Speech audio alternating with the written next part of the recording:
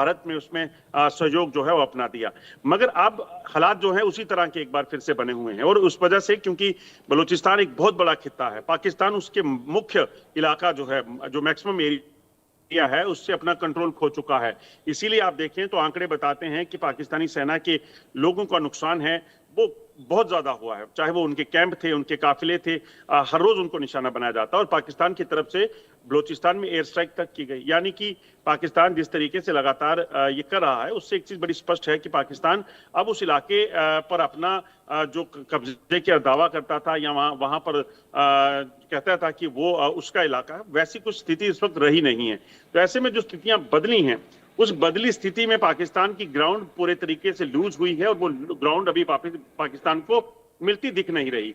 और उसके पीछे की सबसे बड़ी वजह है कि वहां के लोगों का जो एकजुट होना, वहां के लोगों ने एक अपनी सेना खड़ी कर ली, वो अपनी इकोनॉमी को ड्राइव करते हैं, और उनका कहना है कि जो करोड़ों अरबों रुपए यहाँ से, जो करोड़ों अरबों डॉलर्स का जो कॉन्ट्रैक्ट आपने चाइना को दिया, जिसने चाइना ने वहां इन्वेस्टमेंट की, चाहे वो वाटर रिसोर्स थे, मिनरल्स थे, ये तमाम चीजें, ये आखिरकार दुनिया को देने के लिए नहीं है। वो अपने उस जो खदाने हैं, जो अपने मिनरल्स हैं, उनके बलबूते पर दुनिया में एक अलग पहचान बना सकते हैं, उन्हें पता है। और यही वजह है कि वो इस तरह से अपनी बुलंद आवाज को जो है वो दुनिया तक पहुंचाने की कोशिश कर रहे हैं, यूएन को चिट्ठी तक लिख चुके हैं।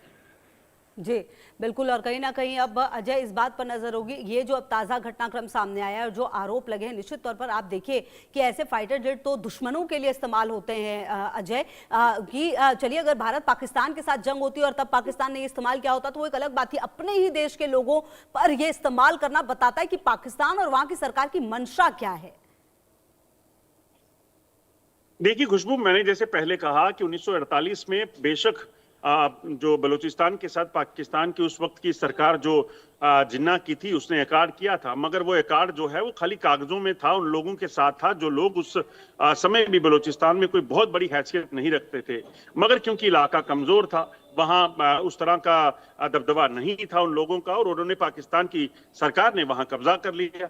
और उस कब्जा करने के बाद से लगातार उन्होंने जो किया है उन लोगों के लिए, वो अपने आप में बताता है कि वो कुछ नहीं कर पाए। ना उन लोगों को सुना गया, ना उन लोगों को का कोई केयर की गई। इसी वजह से ये तमाम चीजें जो हैं वो उस वक्त हुई। और आज जो चाहते हैं वो लोग, वो सिंपल एक ही चीज कहते हैं कि हमें पूरे तरीके से आजादी चाहिए, अब हम पाकिस्तान का हिस्सा नहीं है, हम पाकिस्तान के साथ नहीं रहना चाहते।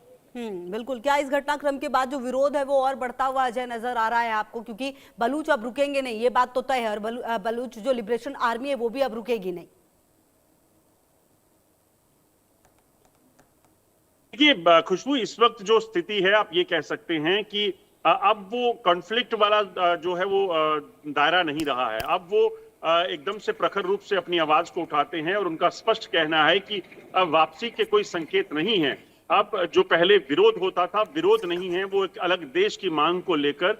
और उनका ये कहना है कि जो जबरन कब्जा पाकिस्तान ने हमारे इलाके पे किया है, अब वो हमें खाली चाहिए, इससे कम कुछ नहीं। अब मतलब अब बातचीत का जो दौर था वो पूरे तरीके से खत्म हो गया।